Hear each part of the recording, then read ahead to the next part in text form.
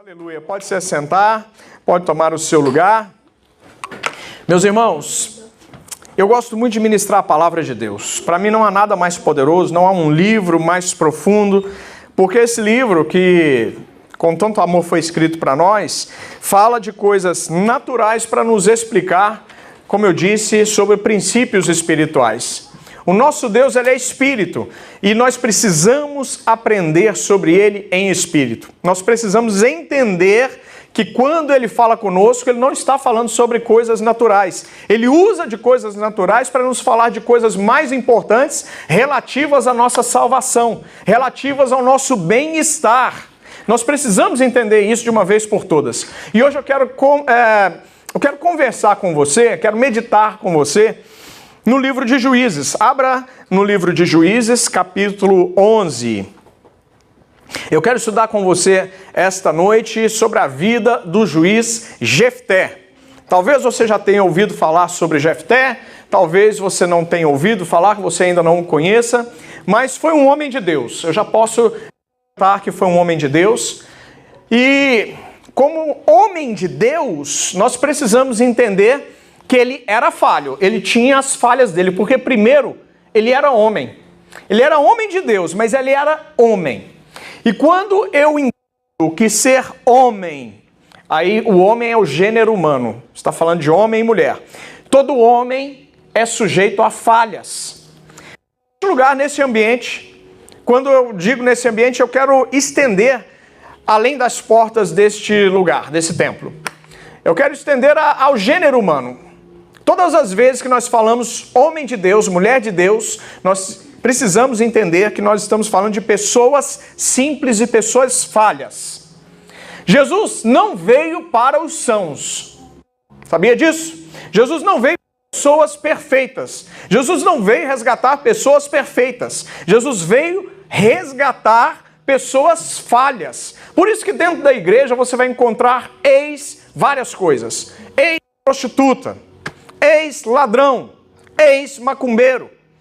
E eu acho engraçado porque antes de me render aos pés do Senhor, antes de entregar a minha vida para Jesus, eu criticava muito a igreja por causa disso, né?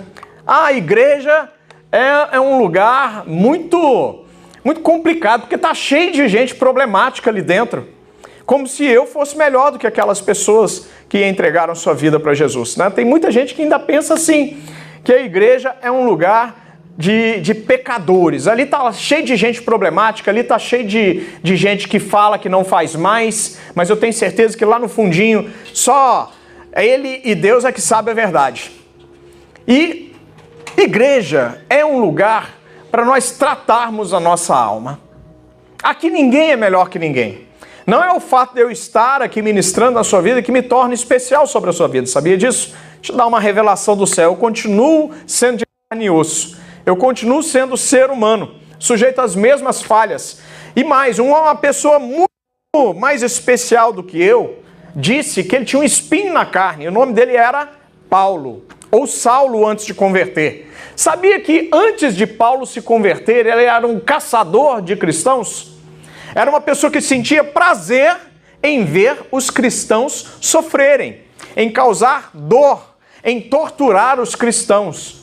Pastor, mas para que o senhor está dizendo tudo isso? Eu estou dizendo pelo seguinte, porque depois que Jesus entrou na vida de Saulo, mudando o seu nome para Paulo, transformou de tal forma que ele deixou de perseguir os cristãos para se tornar um dos maiores evangelistas de toda a história.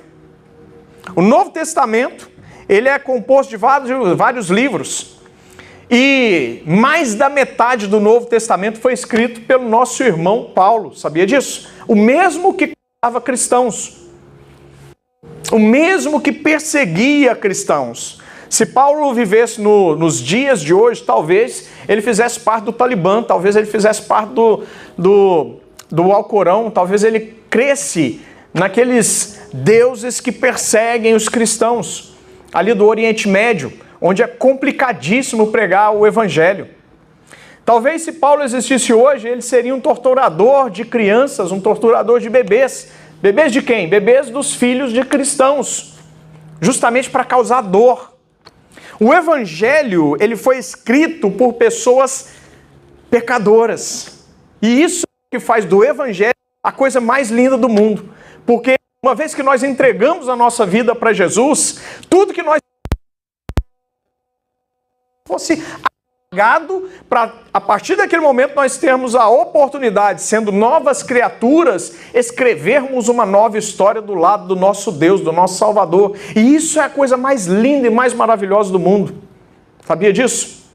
Deus não se preocupa da maneira que você chega a Ele, que você se apresenta a Ele. Não é como você começa a história com Jesus que interessa, mas é como você termina.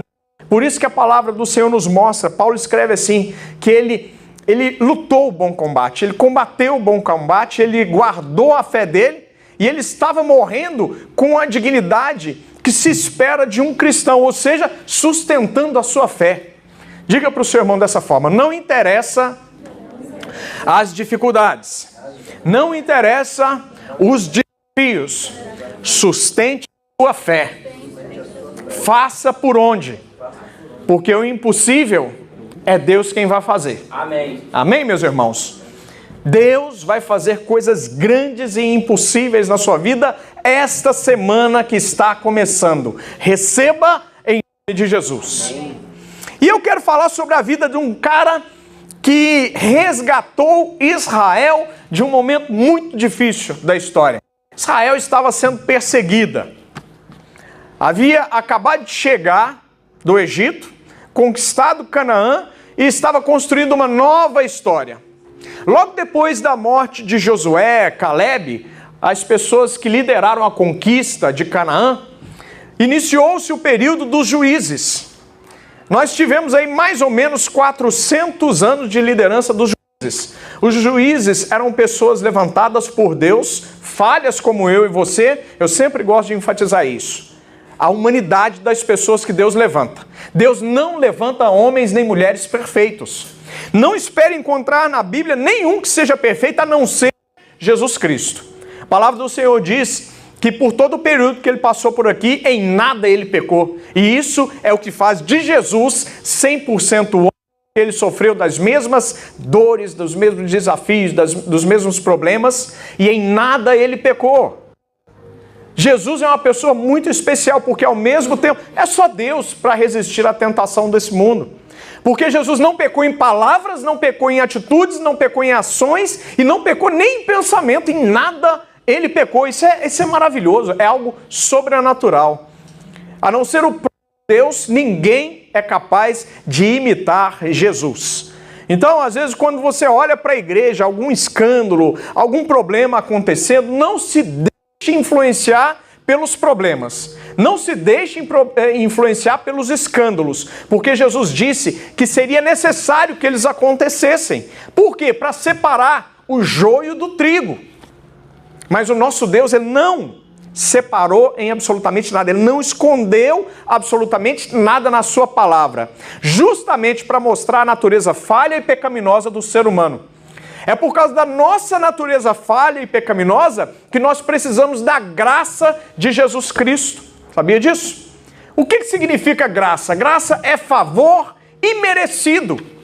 Nós somos salvos não pelas coisas boas que nós fazemos. Nós não somos salvos por sermos bonzinhos com outras pessoas. Nós somos salvos por um favor imerecido da parte do nosso Criador, que por amor desejou nos resgatar do caminho da morte.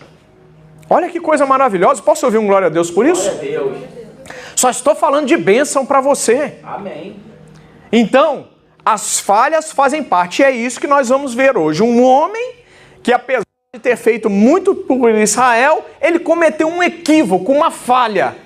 E foi uma falha que trouxe uma consequência desastrosa, devastadora para a sua vida, para a sua família. A ponto de fazer com que ele não conseguisse descendência. E isso para o judeu daquela época era uma coisa terrível. Uma coisa terrível e impensável. E mesmo assim, ele foi decidido o suficiente para cumprir o voto que fez. Vamos ler a palavra do Senhor? Vá lá então, Juízes capítulo 11, verso 29. Para você que abriu, diga amém. Amém.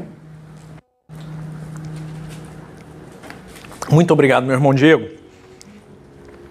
Água maravilhosa aqui. Eita glória.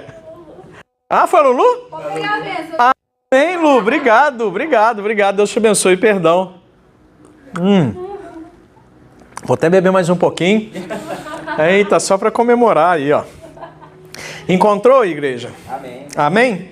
Juízes capítulo 11, verso 29 diz assim: Então, o Espírito do Senhor veio sobre Jefté, e atravessando este por Gileade e Manassés, passou por Mispa de Gileade, e de Mispa de Gileade passou contra os filhos de Amon. Fez Jefté um voto ao Senhor e disse: Se com efeito me entregares os filhos de Amon nas minhas mãos, quem primeiro da porta da minha casa me sair ao encontro, presta atenção nisso. Quem primeiro me sair ao encontro, voltando eu para minha casa, voltando eu vitorioso dos filhos de Amon, ou seja, tendo vitória na guerra, este será o Senhor e eu o oferecerei em holocausto. Quem sabe o que holocausto significa? Diga amém. Amém. Quem sabe o que holocausto significa? Diga amém. Amém. Sabe o que holocausto significa? O que holocausto significa, minha irmã? Sacrifício ao Senhor. Mas como que é feito esse sacrifício? Carneiro. Como que é feito? E queimando. Ele é morto, esquartejado e queimado até as cinzas. Isso é que é holocausto.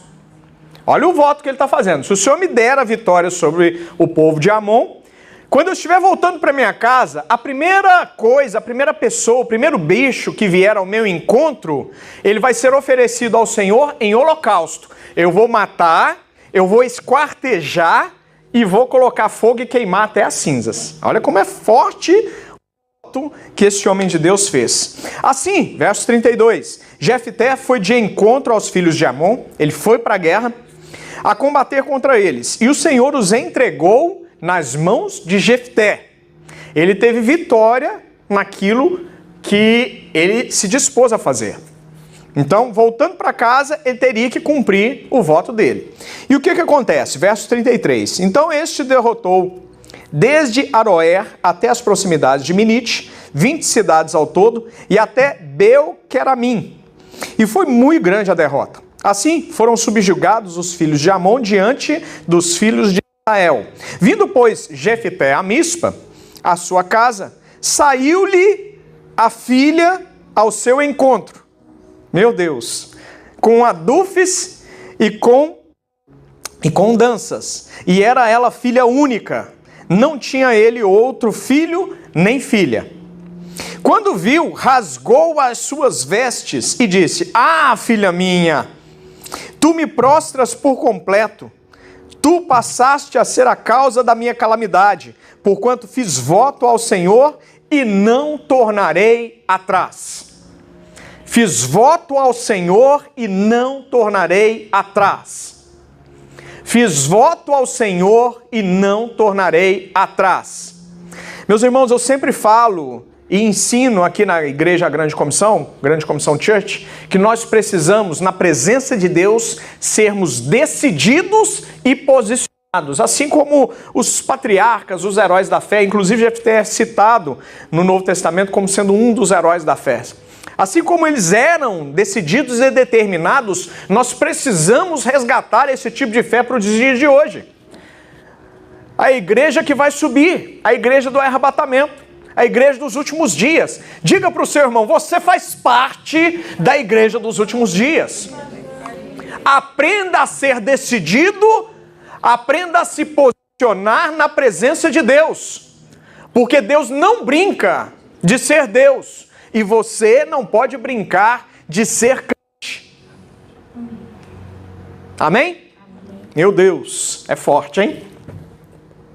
Verso 35, repetindo. Quando Jefté viu sua filha, rasgou as suas vestes e disse: Ah, filha minha, tu me prostras por completo, tu passaste a ser a causa da minha calamidade, porquanto fiz voto ao Senhor e não tornarei atrás. Eu não vou desistir, eu não vou voltar atrás, apesar da dor que vai me causar, apesar desse problema emocional que eu vou passar até a partir de agora. Eu fiz um voto e vou cumprir. E ela lhe disse: Pai meu, fizeste voto ao Senhor. Faze, pois, de mim segundo o teu voto, pois o Senhor te vingou dos teus inimigos, os filhos de Amon. Disse mais a seu pai: Concede-me isto, Deixa-me por 2 meses para que eu vá e desça pelos montes e chore a minha virgindade, eu e as minhas companheiras. Consentiu ele, vai, e deixou-a ir por 2 meses. Então, se foi ela com as suas companheiras e chorou a sua virgindade pelos montes. Ao fim de 2 meses, tornou ela para o seu pai, o qual lhe fez segundo o voto por ele proferido. Qual era o voto? Matar, esquartejar e colocar fogo até virar cinzas. Destruir até as cinzas.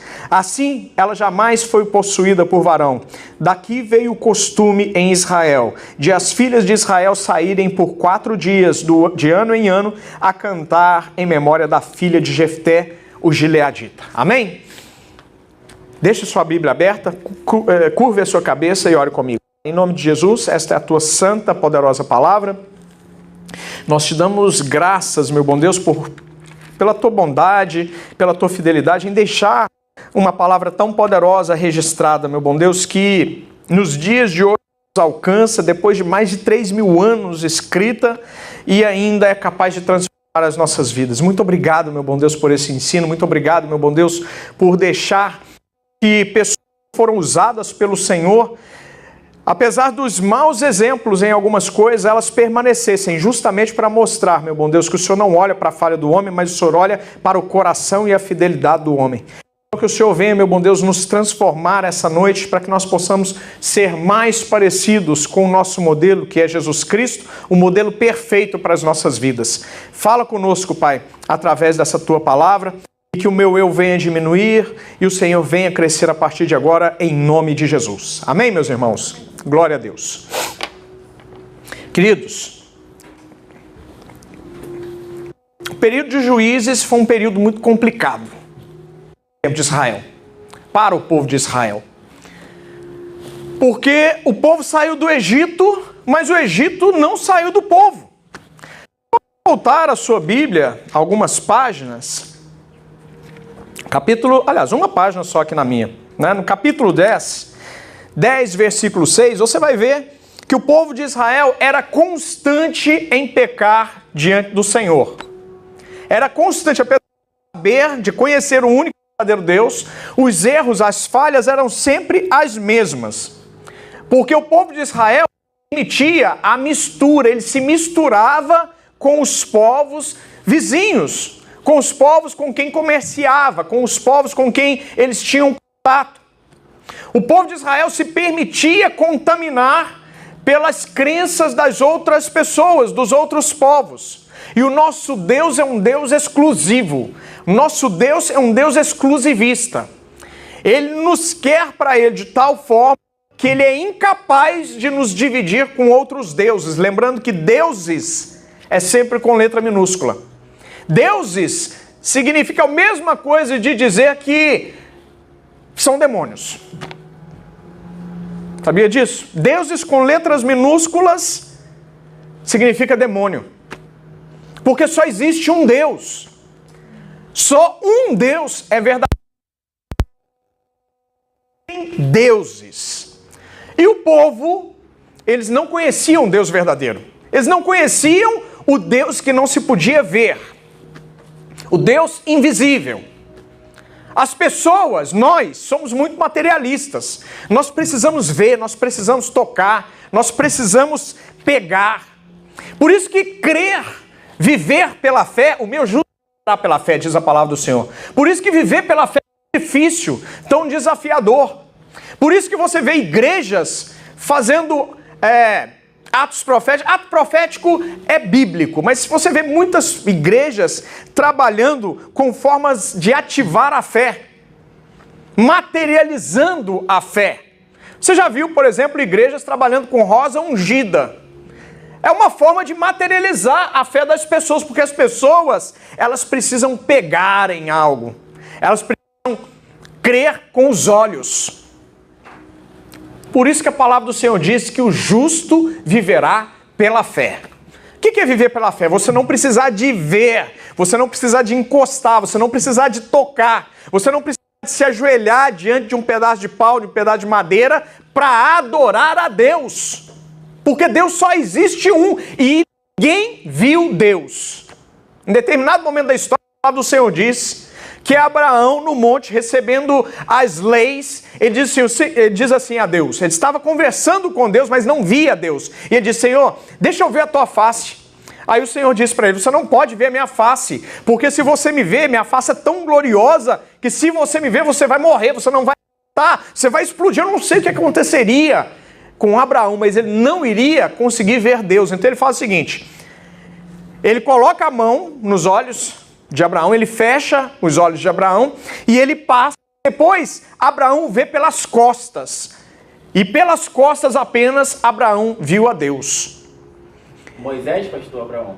Moisés, desculpa, Moisés é mesmo. Às vezes a gente está pensando uma coisa, verdade, Moisés. E o que acontece? Deus, ele se fez presente em carne na pessoa de Jesus Cristo, justamente para suprir essa carência do homem. A palavra do Senhor diz que as pessoas que viveram com Jesus naquela época, viram os milagres, deixaram todos os milagres registrados. A palavra do Senhor diz que depois que Jesus morreu, mais de 500 pessoas viram Jesus subir aos céus. Porque todas as provas visuais já nos foram dadas. São vários registros, eu sempre gosto de falar isso, se você procurar livros de mártires, pessoas que morreram pelo Evangelho, você verá pessoas perdendo famílias inteiras, por não negarem a presença de Jesus, por não negarem a fé em Jesus Cristo. Agora seja muito sincero, use agora sim a sua racionalidade para pensar e acompanhar comigo neste raciocínio. Se você, junto com a sua família, estivesse defendendo uma mentira, algo que você não tivesse visto, você aceitaria ser levado juntamente com a sua esposa e com os seus filhos ao Coliseu para sustentar uma mentira? Faz sentido isso? Não faz sentido. Milhares de pessoas morreram no Coliseu, em diversas outras situações, porque eles não foram capazes de dizer que era mentira aquilo que era verdade. Olha como o Evangelho é poderoso. Tudo isso aconteceu para que nós fôssemos atingidos e alcançados.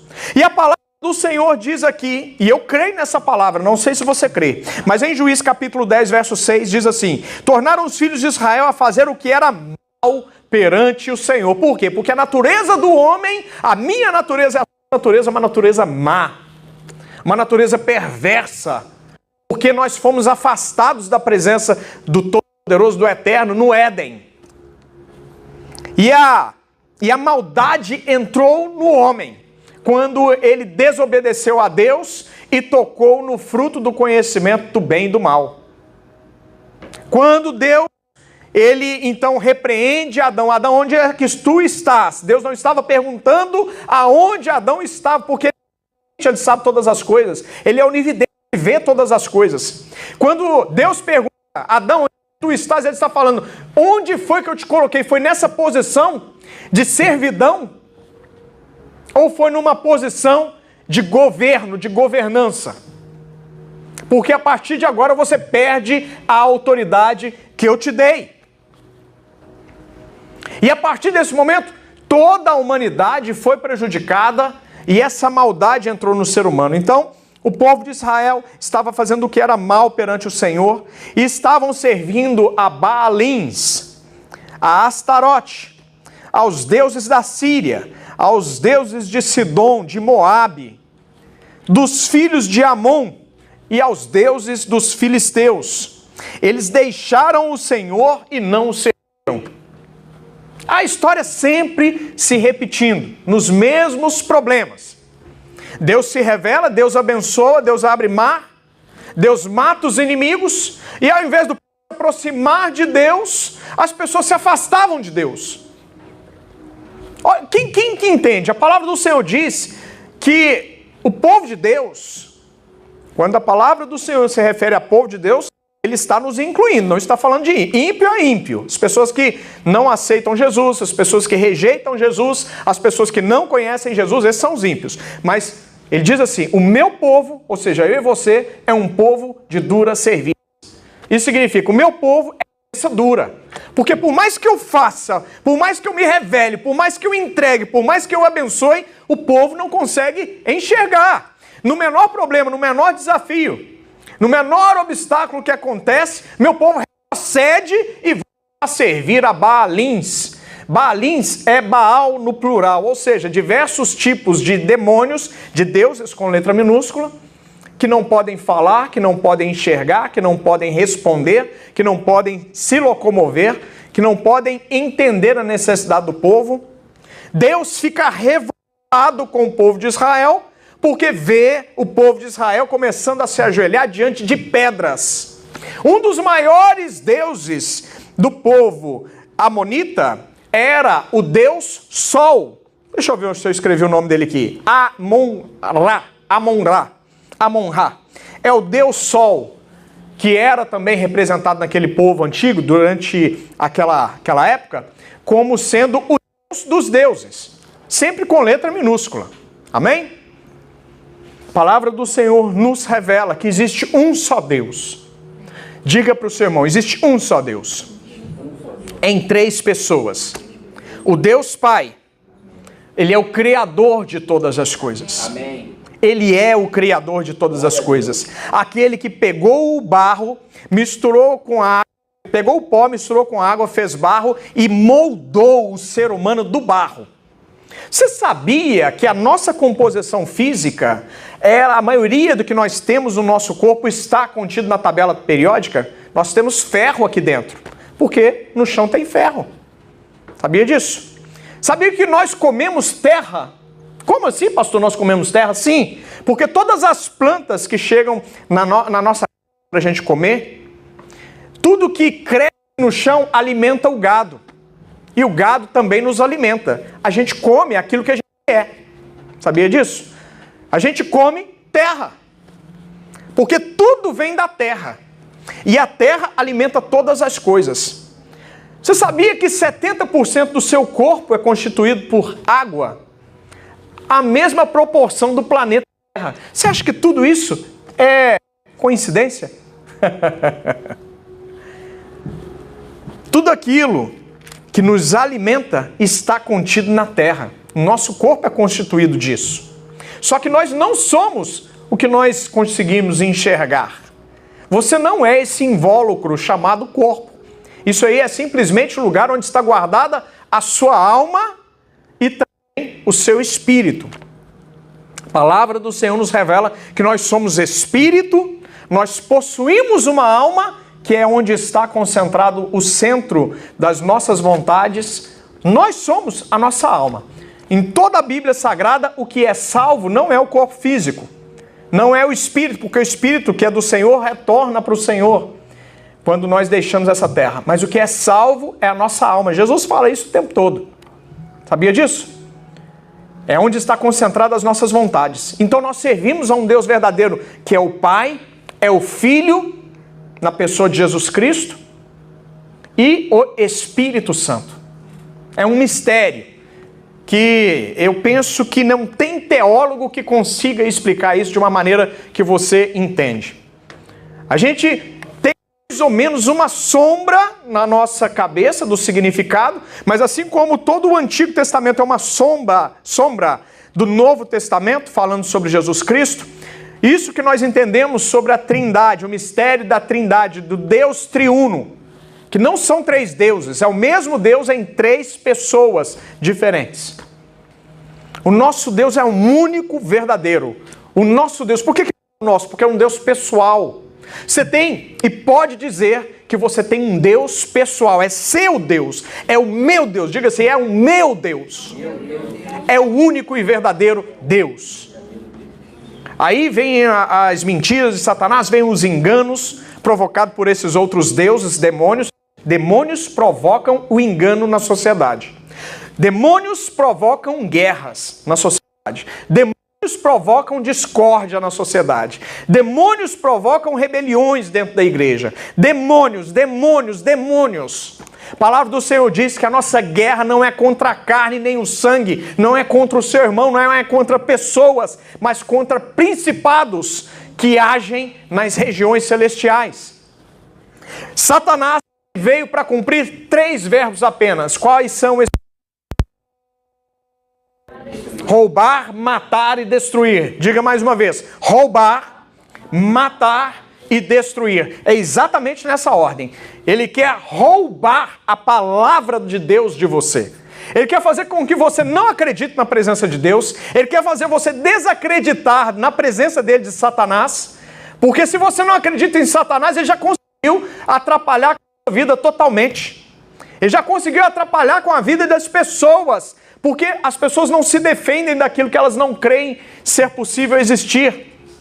Quem está entendendo, diga amém. Amém. Então Satanás vem para roubar, primeiro a palavra, porque a palavra nos apresenta.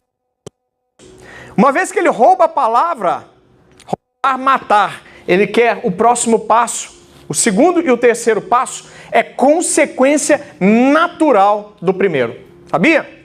Roubar, matar e destruir. Ele só precisa roubar a palavra de Deus de você. Porque a palavra do Senhor diz que quando o povo não tem acesso a esse conhecimento, não tem acesso a essa palavra, o povo perece.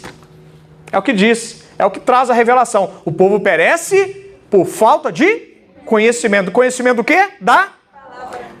Porque quem conhece a palavra tem alimento do céu. E quem conhece a palavra tem a sua fé avivada. Quem conhece a palavra tem a sua fé alimentada. Porque a fé vem pelo ouvir a palavra de Deus. É somente ouvindo a palavra, me alimentando dessa palavra. Todos os dias. Tendo culto, eu venho ao culto. Não tendo culto, eu me alimento sozinho em casa, buscando. Buscando a Deus nos louvores, buscando a Deus num estudo bíblico, numa leitura, na oração. Quanto mais a gente se alimenta, mais cheio de Deus a gente fica. Amém. Quem comeu picanha ontem? Quem comeu e ficou satisfeito de picanha? Quanto mais a gente come, mais satisfeito a gente fica. Mais cheio a gente fica. Chega um momento que, naturalmente falando, não cabe mais picanha, amém? Mas com Deus não acontece assim não, porque quanto mais você se alimenta, mais você quer se alimentar. Amém. Quanto mais você se alimenta, mais gostoso é. Mais abençoado o clima fica, mais tranquilo o casamento fica, mais cheio de felicidade a casa fica. Amém. Meu irmão, eu quero profetizar na sua vida. A partir de hoje, a sua intimidade com Deus aumenta, o seu prazer na palavra do Senhor aumenta, a sua intimidade com o Senhor aumenta e Satanás não terá lugar na sua vida nunca mais, porque deixa a sua casa a partir de hoje, em nome de Jesus. E quem crê diz? Amém. Salva de palmas para o Senhor. Glória a Deus. E o que acontece? Quando o povo se afasta da presença do Senhor, Deus fica tão triste, tão chateado, que ele diz no verso 7, que a ira do Senhor se acende. A ira do Senhor se acende contra Israel, e ele faz o seguinte, para provar que Israel está errado adorando a deuses falsos, a demônios travestidos de deuses com letra minúscula, ele entrega o povo de Israel nas mãos dos filisteus. É o próprio Deus que permite. Diga para o seu irmão uma verdade nua e crua e que você entenda e que isso entre dentro de você e não saia de você nunca mais. Coisas na sua vida acontecem por 2 motivos apenas. Ou porque Deus manda acontecer e assim será, ou porque Deus permite acontecer. Mas em todos os casos, Ele permanece com o controle nas mãos. É disso? Amém. Deus jamais perde o controle sobre a situação da sua vida. Não importa o que você está passando, não importa o desafio, não importa o desespero, não importa se você crê ou não crê, só acontece porque Ele está permitindo. No mínimo, é porque Ele está permitindo. Satanás não tem controle sobre a sua vida. Diga para o seu irmão, Satanás não tem controle sobre a sua vida. Ele quer te confundir. Ele quer te enganar. Ele quer te levar para um alto do monte e dizer o seguinte, tá vendo tudo isso aí? Isso aí é tudo meu. Mentira. Foi roubado. Quer fazer com você o que fez com Jesus. Tudo aí é meu. Se você se prostrar, é a mesma história. Os mesmos argumentos. Se você se prostrar, se você adorar, se você me chamar de Deus, eu vou dar tudo isso aí para você. Mentira. Mentira, ele não tem nada. Ele não fez nada, ele não construiu nada. Ele não sabe construir, ele só sabe destruir. Então ele não pode oferecer, ele não pode entregar aquilo dele. Então ele tenta barganhar as coisas de Deus com você, para te enganar, para você pensar que é ele que está fazendo, para você pensar que está recebendo coisa boa, e na verdade ele quer te passar uma rasteira, porque se você crê, é tudo que ele precisa. Não significa que ele vai cumprir a palavra dele, porque na palavra do Senhor está escrito que ele é mentiroso desde o princípio. Satanás não tem capacidade de falar a verdade em absolutamente nada. Tem umas coisas que eu vejo nas igrejas aí que eu fico, sabe? Eu não sei se você concorda, se você discorda, e eu respeito o seu modo de pensar, mas eu, particularmente, nunca entrevistei demônio. Nunca entrevistei demônio. Porque demônio nunca vai falar a verdade. Ele pode queimar, você pode mandar fogo do céu nele, ele não vai falar a verdade, porque isso é próprio dele, ele não é capaz de entregar aquilo que ele não tem. Ele só vai sempre falar mentira. Ou ele vai falar mentira a respeito da sua vida, ou da vida de terceiro, para te confundir, para tirar a sua fé. Sabia disso? Sabe como é que você lida com o demônio? É agarrando, queimando e lançando no mais profundo dos abismos. Você não bate papo com o demônio, você não vai querer saber de nada, porque ele não tem nada para te entregar. Então ele vai começar a mentira, ele vai começar a criar ilusão, justamente para tentar colocar algum tipo de fagulha de descrença, algum tipo de dúvida dentro de você, porque Satanás ele é muito bom para trabalhar com dúvida, e ele fez isso por toda a história. Deixa eu me adiantar, meu Deus. Quem tá animado aí para uma vigília, hein? Ô, Glória! Será que a gente pode sair lá pelas 4 da manhã? Vambora! Tô brincando, vamos lá. Então se acendeu a ira do Senhor, e ele os entregou na mão dos filisteus.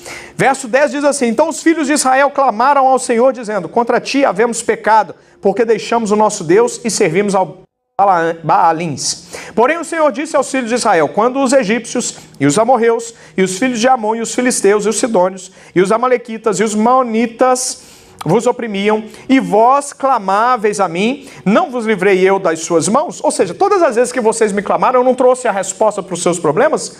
Contudo, vós me deixastes. Contudo, vós me deixastes, apesar de todas as bênçãos, e foram servir a outros deuses, pelo que não vos livrarei mais. Ide e clamai aos deuses, com letra minúscula, que escolhestes, eles que vos livrem no tempo do vosso aperto. Olha como isso é sério, como Deus não divide a glória dele com ninguém. Porque entre os que clamam ao Deus verdadeiro, sempre vai haver aqueles que estão clamando a língua. Sempre vão haver aqueles que estão clamando a Amon-Ra. Sempre vão haver aqueles que estão clamando aos deuses da Síria, do Xará, Manate, Alilat, Lilith, Uza, Cutba, Baal-Shamim e tantos outros. Então, por causa desses que estão clamando aos deuses errados, eu não vou te abençoar, para mostrar para aqueles que estão clamando para os deuses errados que os deuses dele não valem nada. Sabia disso? Então, por isso que quando você dobra o seu joelho, por isso que quando você paga preço de jejum, de oração, busca a Deus na madrugada, você acha que Deus não vai te responder? Deus vai te responder e vai muito além das suas petições, dos seus pedidos. Porque se a gente busca a face do Senhor, Ele é fiel para responder. Ele diz assim na palavra dele: buscar-me-eis. E olha só a certeza: buscar-me-eis e me achareis. É uma certeza, não tem dúvida nisso. Me achareis quando me buscardes de todo o vosso coração. Posso ouvir um glória a Deus por isso? Glória a Deus!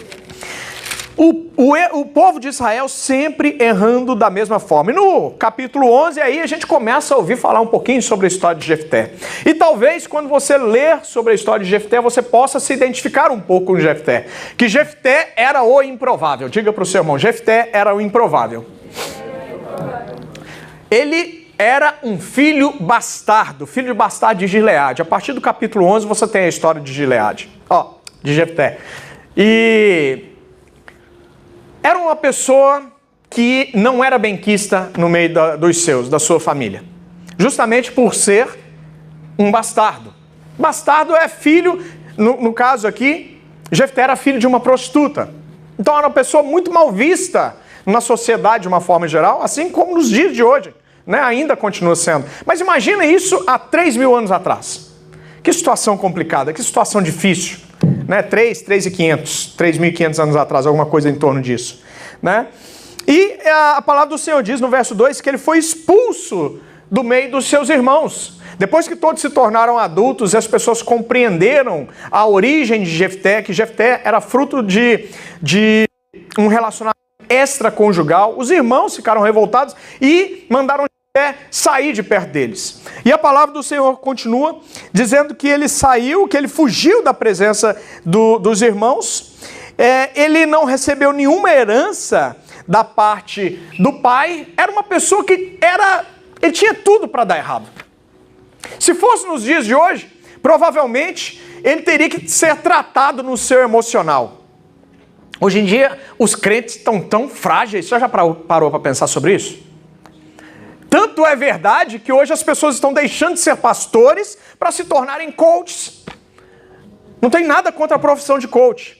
Mas as pessoas não sabem se eles são pastores no altar, no púlpito, ou se eles são psicólogos. Veja bem, meu irmão, não estou aqui para tratar os seus problemas emocionais. O meu Deus, o Espírito Santo, ele é mais do que suficiente para resolver todos os seus problemas, de nível natural ou nível espiritual. Mas a minha função aqui é dizer assim: arrependa-se do pecado, confesse Jesus como Senhor e Salvador da sua vida e tenha um futuro glorioso em Cristo, na presença de Deus. Eu estou aqui para falar que o diabo existe, o inferno existe, pecado existe.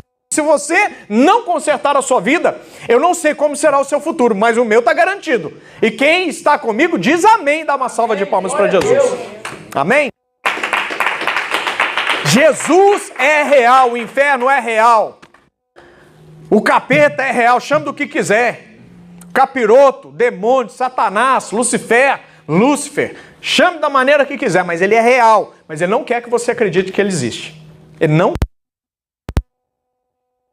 trabalhar sempre da maneira que ele gosta, nos bastidores, porque Satanás não faz nenhuma questão de holofote. Inclusive, ele trabalha nas trevas, ele trabalha nas sombras, na penumbra. Para você entender melhor, eu vou dar um exemplo para ficar bem claro. Satanás é como se fosse um prestidigitador. Quem sabe o que é isso? É como se fosse um mágico. O mágico, ele distrai a sua atenção com essa mão de cá, mas a mágica está sendo realizada com a mão de cá. Sabia disso? Ele desvia a sua atenção. Satanás desvia a sua atenção. Diga para o seu irmão, Satanás quer desviar a sua atenção. Porque se ele desvia a sua atenção, você se torna frágil nas mãos dele. Ele vai te enganar. Ele vai trazer um engano. E você vai cair. Diga assim, está repreendido em nome de Jesus. Amém, eu concordo com essa oração, porque o Espírito Santo está dentro de você e pelo Espírito Santo estar dentro de você, o fruto do Espírito é gerado dentro de você e um dos frutos do Espírito se chama discernimento de Espírito. Você tem discernimento do Espírito. Diga para você mesmo, eu tenho discernimento de Espírito. Discernimento de Espírito significa conseguir enxergar e separar aquilo que é de Deus, daquilo que é das trevas, daquilo que é dos homens. Diga assim, eu tenho discernimento de espírito. Diga aí, Edilson, eu tenho discernimento de espírito. Amém? Sempre com voz de profeta, com autoridade. Diga assim, eu tenho autoridade. Eu tenho autoridade para pisar na cabeça serpentes e escorpiões. Sabe o que isso significa? Jesus nos deu domínio para pisar em demônios. Amém. Porque quando você expulsar os demônios no nome de Jesus, eles são obrigados a sair. Porque eles não vão sair por sua causa, mas eles vão sair pela autoridade que existe no nome de Jesus. Amém. Não é por você, não é pelo que você faz ou deixa de fazer, mas por causa do nome santo de Jesus. Sabia disso? E aí o que acontece? Só para te dar um geral no mundo espiritual. Quando a pessoa está em pecado e vai expulsar um demônio, presta atenção, isso é batalha espiritual. Aí, Satanás vai fazer a gracinha dele. Ele vai tentar fazer resistência. Ah, com você não sai não porque você está em pecado. Sabe o que acontece com a pessoa que está expulsando o demônio e ela de fato está em pecado? Ela vai retroceder, ela vai ficar envergonhada, porque é isso que Satanás quer. Ele trabalha em cima desse tipo de emocional. Porque a pessoa vai falar, eu não poderia estar expulsando porque eu estou em pecado. Ei, presta atenção, foi para você que Jesus entregou a autoridade espiritual. Ele não coloca uma exceção, ele não coloca uma via de exceção quando ele diz, eis que te dou autoridade para pisar na cabeça de serpentes e escorpiões. Por isso é que quem tem autoridade, muitas vezes tem escândalo acontecendo na igreja. Muitas vezes você vê líderes passando por problemas, passando por pecado e expulsando demônios. Sabe por quê? Porque ele sabe que a autoridade vem de cima, é do céu. Não é em razão dele estar vivendo uma vida de santidade sem pecado, porque ninguém vive sem pecado. Mas porque ele sabe da autoridade que lhe foi dada. E ele exerce a autoridade. E mesmo estando em pecado, o demônio é obrigado a sair. Por que acontece? Quando o pregador, quando o ministro, ele fica tímido por causa das acusações. Por isso que não se pode falar com o demônio. Tá entendendo? Por isso você já tem que amarrar a boca dele na hora para ele não te intimidar. Porque se você não estiver preparado emocionalmente e espiritualmente, ele vai te intimidar e ele vai fazer graça, não vai sair. Mas se você... cala a boca em nome de Jesus. Anjo, amarra a boca desse demônio e eu não estou te pedindo, eu estou te mandando. Bate em retirada, larga o corpo dele ou dela, agora em nome de Jesus. Aí na hora a pessoa já volta ao normal. Autoridade espiritual. Coloque a mão sobre a sua cabeça e diga, eu tenho autoridade espiritual. Na autoridade do nome de Jesus, eu posso expulsar demônios. Eu posso ter vitória sobre todas as coisas. Em nome de Jesus. Salva de palmas para o Senhor. Não há nada mais lindo do exercício da autoridade dada por Deus para as nossas vidas. Não há nada mais poderoso do que o exercício da autoridade. Sabia disso? Não é porque você é bom, não é porque você não é pecador, não é porque você faz tudo certinho, é porque você reconheceu uma autoridade maior sobre a sua vida. E se você obedece à autoridade, você tem autoridade. Funciona assim. O mundo espiritual funciona assim. Só exerce autoridade quem tem ou quem respeita a autoridade. Então, quanto mais dentro da palavra você estiver, mais autoridade você vai ter. Menos receio você vai ter das mentiras de Satanás. Sabia disso? Em nome de Jesus. E a palavra do Senhor diz, então, que ele fugiu. O improvável, Jefté, fugiu da presença dos seus irmãos e habitou numa terra distante, uma terra chamada Tobi, que apesar de ser uma terra distante, Tobi significa terra boa, terra frutífera. E longe dos problemáticos, ele prosperou. E olha que interessante, a palavra do Senhor diz que ele era valente. Lá no verso 1 do 11:1 diz que era então Jefté o gileadita, homem valente. E a sua valentia, a sua coragem, a sua intrepidez, a sua sabedoria chamou a atenção daquelas pessoas, daquelas terras que estavam próximas a Tobi. E o povo de Israel, passando já por esse problema de idolatria e sendo perseguido pelos amonistas, o que eles fizeram? Ah, lembra de Jefté, aquele que nós expulsamos? Lembra do improvável? Quantas vezes você já foi chamado de improvável? Quantas pessoas já disseram para você que você não ia dar certo? Quantas pessoas disseram que você não estaria nessa terra?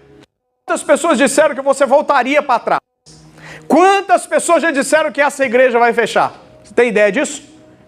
Não interessa, enquanto tiver um aqui dentro, nós vamos estar pregando. Glória a Deus. E mesmo que não tenha ninguém, eu vou estar pregando para as cadeiras vazias. Enquanto tiver dinheiro para pagar, esse lugar vai ficar aberto para a glória de Deus. Da mesma forma que sobre a sua vida não existe, não vale palavra de encantamento, de maldição, feitiçaria não pega, bruxaria, bruxedo, como dizem em Portugal, não pega na sua vida. Sabe por quê? Porque sobre a sua vida existe uma mão poderosa, te guardando, te livrando de todo mal e te dando vitória em todas as coisas. Porque toda vitória que Deus te dá, você dá glória para Ele. Amém.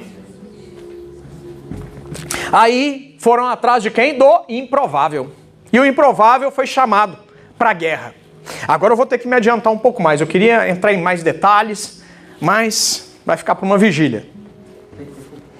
Senão vai até 3, 4 horas da manhã. Não dá um microfone, um púlpito para um pregador, não, que ele entusiasma.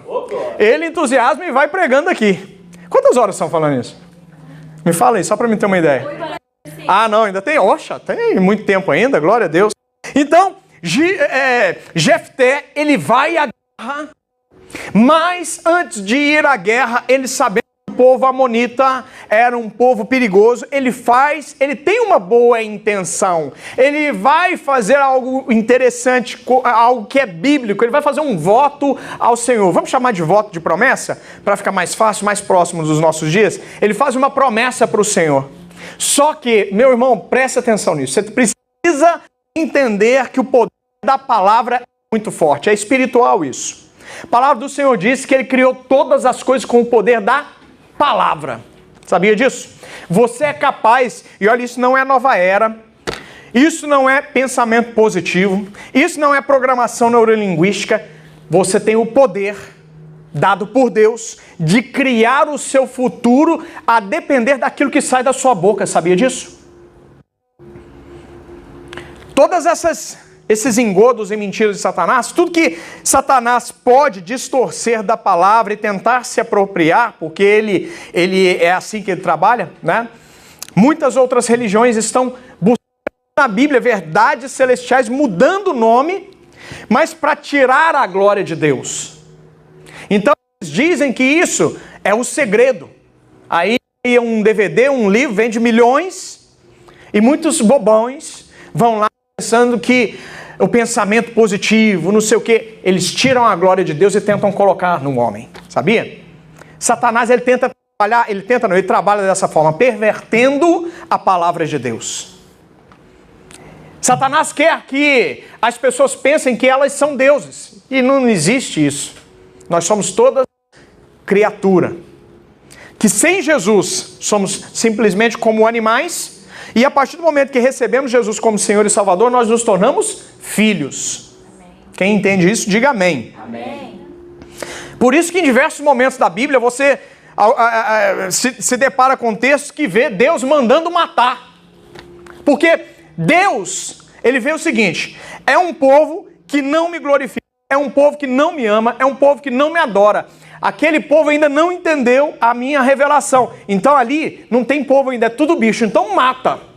Porque se o povo não matasse, se o povo de Israel não matasse, por que Deus deu a seguinte ordem? Para você conquistar Canaã, você vai ter que matar o povo em volta. Porque aquele povo vivia igual bicho. Aquele povo não adorava a Deus, não cumpria o propósito, não servia ao Deus verdadeiro. Então eles viviam como bicho. Então, para você não ser contaminado, mata. Quando o povo cumpria a vontade de Deus e matava, dava tudo certo. Mas quando deixava só uma laranja podre para fazer com que todo o cesto seja perdido. Sabia disso? Você está no meio de pessoas maravilhosas, de repente chega uma laranja podre. Daí, uma semana, já tem falatório. Na semana seguinte, aí já tem fofoquinha. Ah, fulano disse, não sei o que, disse que me disse, falou mal de mim. Aí no mês seguinte, 3 já saiu da turma. No outro mês, 15 já foi embora. Daí a pouquinho já não tem mais ninguém. Basta uma laranja podre para estragar tudo. Por isso que Deus dizia, entra, você vai conquistar a terra prometida, mas entra e mata, porque não é nada. Porque quando Deus tem que salvar, Ele faz como fez a sua vida. Ele entra no seu coração, transforma, Ele limpa toda a sujeira com o sangue de Jesus, porque o sangue de Jesus tem poder para isso, para limpar do homem, tirar de mim, de você, todo o nosso pecado, a nossa imundície. Deus chama de imundície. Sabia disso? Imundície. Mas com o sangue de Jesus, que purifica dentro de nós, nós somos feitos novas criaturas, nós somos feitos filhos de Deus para viver o melhor que o nosso Pai Celestial tem para as nossas vidas. Amém. Coloca a mão sobre a sua cabeça e diga assim: eu vivo a partir de hoje as bênçãos do Senhor aqui na terra.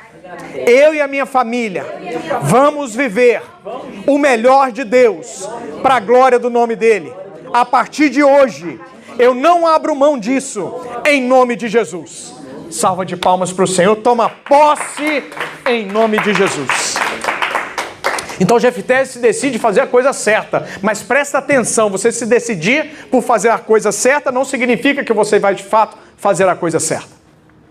Porque se você fizer a coisa certa sem saber o que você está fazendo, é melhor você ficar calado e se consultar primeiro. A palavra do Senhor diz que na multidão de conselhos há sabedoria. Pergunte ao seu pastor, pergunte a pessoas que estão mais desenvolvidas na fé do que você.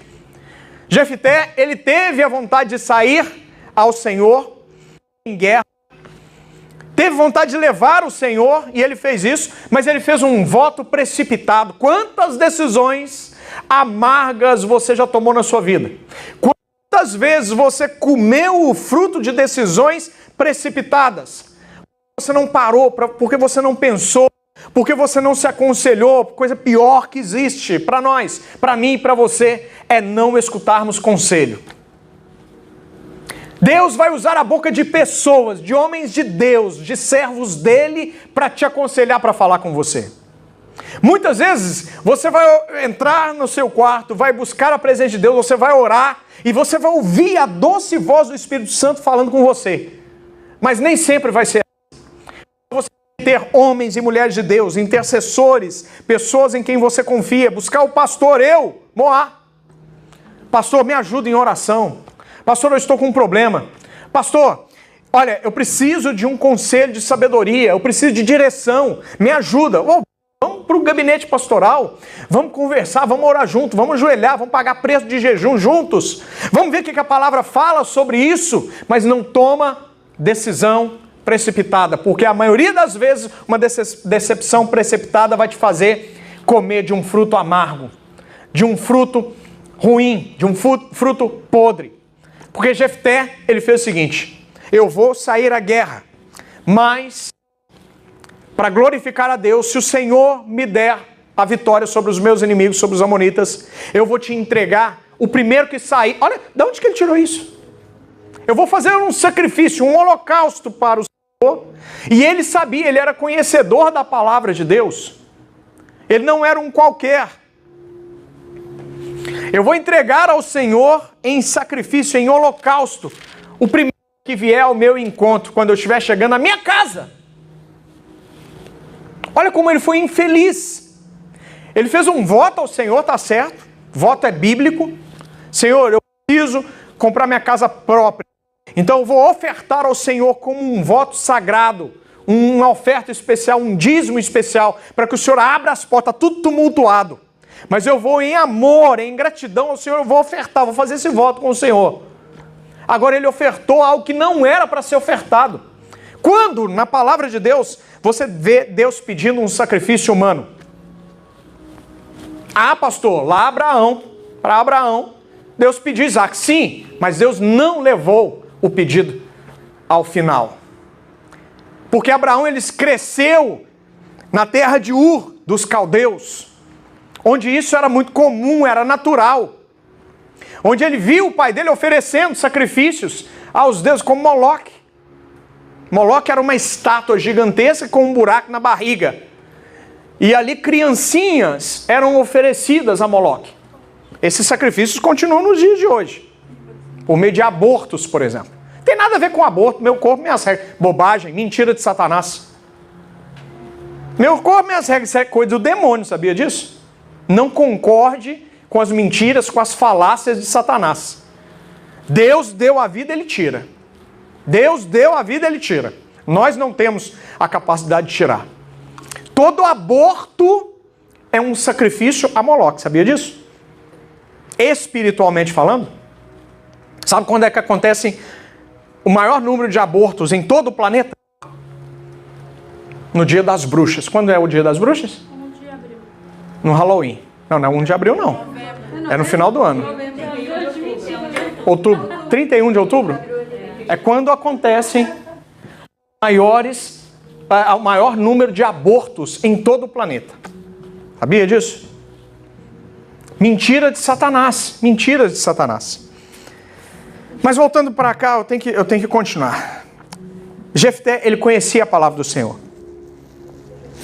A palavra de Deus diz que, aqui no verso, a partir do verso 13 do capítulo 11, vai dar a justificativa por que ele sai à guerra.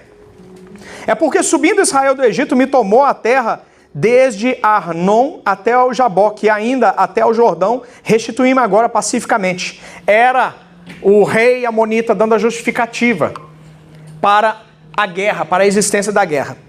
E aí, a partir do verso 16, vem Jefté dando a resposta para o rei, porque subindo Israel do Egito, ele está provando que a terra não pertencia aos amonitas. E ele vem discorrendo, vem dando a partir, eu não vou ler porque são muitos versículos, a partir do 16, leia em casa para você conhecer o texto. Ele vem discorrendo e mostrando que ele é um conhecedor da lei. E em momento nenhum, de Gênesis a Apocalipse, 39 livros do Antigo Testamento, mais 27 do Novo Testamento, em nenhum momento Deus pede sacrifícios humanos. Tanto é que no Éden, um cordeiro foi morto para tapar a vergonha de Adão e Eva. Foi um cordeiro. Deus poderia ter matado Adão, não matou. Deus poderia ter matado Eva, não matou. Deus matou um cordeiro, porque Deus não se agrada de sacrifícios. Em 1 Samuel 15, 23, está escrito que melhor que sacrificar é o obedecer. Melhor sacrificar é obedecer. Diga para o seu irmão, melhor que sacrificar é obedecer a palavra do Senhor. Então, por todo o contexto, ele tomou a pior decisão da vida dele. Meus irmãos, nós precisamos entender o seguinte: se tem algo que você precisa aprender essa noite, é que da sua boca pode sair bênção, mas pode sair maldição também. E com isso eu já quero encerrar a ministração de hoje. Eu te convido a se colocar de pé. Presta atenção nas coisas que você diz no seu dia a dia. Presta atenção aos votos que você faz ao Senhor.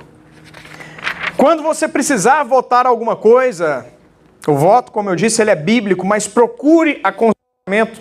Não de forma precipitada, não faça de qualquer maneira, porque aquilo que poderia ser bênção pode se tornar maldição. Você pode observar que a filha de Jefté volta para ele toda feliz, comemorando aquilo que era para ser uma vitória, uma comemoração da casa dele, da cidade onde ele estava lotado, onde ele vivia. Aquilo se tornou peso, aquilo se tornou desgraça, aquilo se tornou uma tristeza muito grande. Porque ele não pensou antes de fazer voto ao Senhor. Quantas pessoas hoje em dia, por não pensarmos antes de proferir palavras, a gente machuca da mesma forma. Varão, toma cuidado com aquilo que você fala com a sua esposa. Porque tem coisa que você fala que não tem como voltar para trás mais. Uma vez que saiu da sua boca, depois não adianta falar, não tive a intenção, não era isso que eu queria dizer. Já saiu. Como buscar? Como que você trata a sua esposa? Como que você trata os seus filhos? Não sei se você prestou atenção ontem, quero usar um exemplo de ontem, bem fresquinho na sua mente. Aquela hora que os meninos estavam lá nadando, o Rafael e o Bernardo. Sua palavra tem que ser motivação do seu filho. Motivação dentro da sua casa. Motivação para sua esposa. E olha, quando eu falo marido, eu estou chamando a atenção também das suas esposas, hein? Vocês não escapam, não. Porque da mesma forma, vocês têm esse poder de abençoar com o poder da palavra. Obrigado, Maria. Eu estava falando com ele. Vai, continua. Você consegue. Vai, porque eu sei, não sei o quê. Você vai. E não respira não, respira não. Eles estavam mergulhando lá, atravessando a piscina. Sua palavra tem que ser de bênção. Sua palavra tem que ser de bênção. Colocar o outro para cima. Já chega o inimigo para apontar o dedo, para acusar, para colocar para baixo, para desanimar, para apontar os defeitos. Da sua boca só pode sair bênção. Diga para a pessoa que está do seu lado. Da sua boca só pode sair bênção. Coloca a mão na sua cabeça e diga assim: da minha boca não sai palavra de maldição. A partir de hoje, eu entendi essa palavra. Eu entendi o pecado de Jefté. Não vou fazer voto de tolo. E não vou lançar palavras de maldição. Meu irmão, não lance palavras de maldição dentro da sua casa. Você está vendo tudo dando errado. Todas as portas fechadas. Você tem obrigação de falar contrário àquilo que você está vendo. Amém. Quem entendeu, diga amém. Amém. Vou repetir. As portas estão fechadas, as portas estão abertas. Amém. Mas você não está vendo que as portas estão fechadas? Não, eu não acredito nas portas fechadas. Porque o meu Deus é um Deus que abre portas. Amém. Mas a porta fechada, então o meu Deus vai construir uma porta ali naquele lugar, vai fazer um buraco, vai mandar uma bomba, vai explodir tudo, vai quebrar tudo, mas a porta vai ser aberta. Amém. E se ele não abrir essa porta, ele vai te dar asa para passar voando. Aleluia, Senhor. Mas que você vai ter vitória, você vai ter vitória. Glória a Deus. Desde que em todas as coisas você dê glória ao dono da glória. Desde que em cada vitória você não se afaste da presença do Senhor. Desde que em cada vitória que o Senhor te der, você aumente a intimidade com Ele, você aplique e você coloque mais em prática os princípios da palavra dEle. Porque todas as vezes que você faz isso, Deus terá sempre prazer em abençoar a sua vida. Em nome de Jesus. Amém? Feche seus olhos.